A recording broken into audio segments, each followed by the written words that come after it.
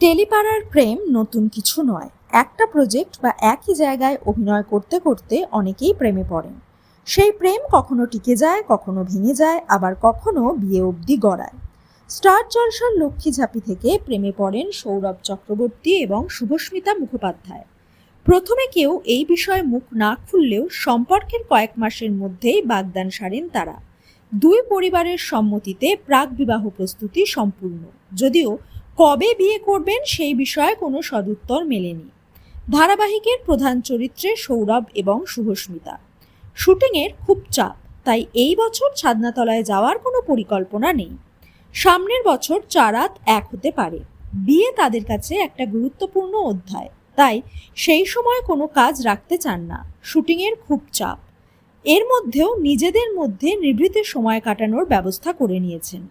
পাহাড়ে বেড়াতে গেছেন, সঙ্গে পরিবারও। সৌরভের মা এবং দিদিকেও দেখা গেল। পাহাড়ি রাস্তায় গাড়ি চালাচ্ছেন অভিনেতা, পিছনে হবু স্ত্রী এবং পরিবার, সামনে পাহাড়, ক্যাপশনে লেখা পায়ের তলায় সর্ষে। এটা কি প্রি হানিমুন? লক্ষ্মীর ঝাঁপি শেষ হওয়ার আগেই কি পরিণয় সম্পন্ন হবে? উত্তর অধরাই।